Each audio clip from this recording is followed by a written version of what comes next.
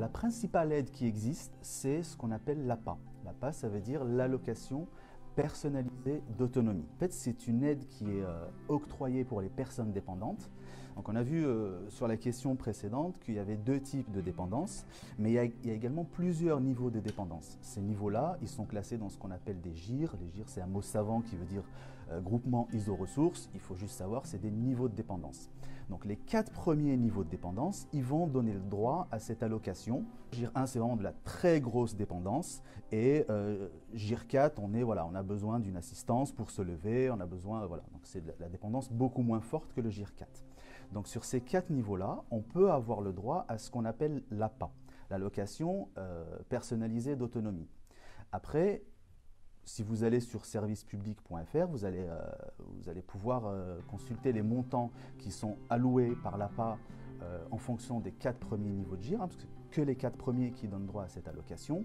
Mais il faut faire super attention parce qu'il y a une subtilité, je pense qu'il faut préciser cette subtilité, c'est que l'APA, c'est les montants que vous allez voir, on dit souvent qu'ils sont théoriques. Pourquoi? Parce qu'une personne qui va être dépendante, elle va faire son dossier d'APA, et puis après, on va mettre en place ce qu'on appelle un plan d'aide.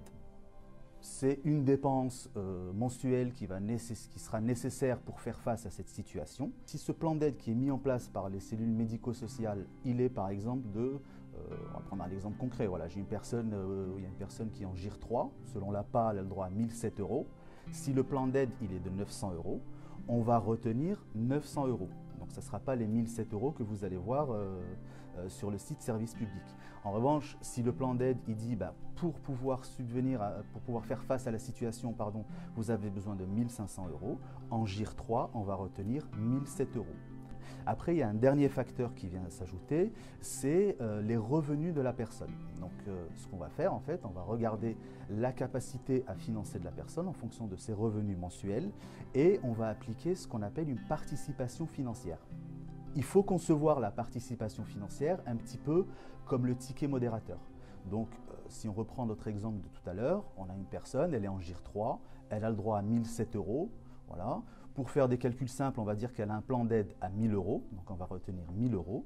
On va regarder ses revenus et on va appliquer dessus 20% de participation. Qu'est-ce que ça veut dire? Ça veut dire qu'au bout du compte, sur ces 1000 €, elle va toucher 800 €. Si vous voulez faire des simulations un petit peu, il y a un site qui est super bien fait là-dessus, qui s'appelle capretraite.fr, et vous pourrez y aller, et en fonction de vos revenus, du GIR, des revenus de la personne dépendante, de son GIR, vous pouvez avoir une assez bonne estimation de l'APA. Après, vous me demandiez si il y a lieu de compléter cette aide, cette allocation. Bien entendu, parce que là, dans notre exemple, pour faire des calculs simples, on a utilisé 20%. Très souvent, on se retrouve avec des allocations qui sont très très faibles, parce qu'on va appliquer une assez grosse participation dessus.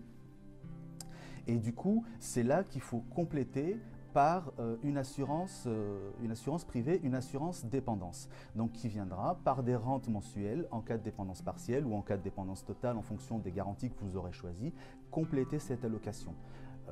Et puis après, il y a aussi un complément qu'on a tendance à oublier, il y a la dimension financière avec l'APA, avec l'assurance et ses rentes, mais il y a aussi la dimension service. Et donc ça, vos contrats d'assurance peuvent, si vous avez souscrit une dépendance, vous apporter tout un panel de services pour vous accompagner.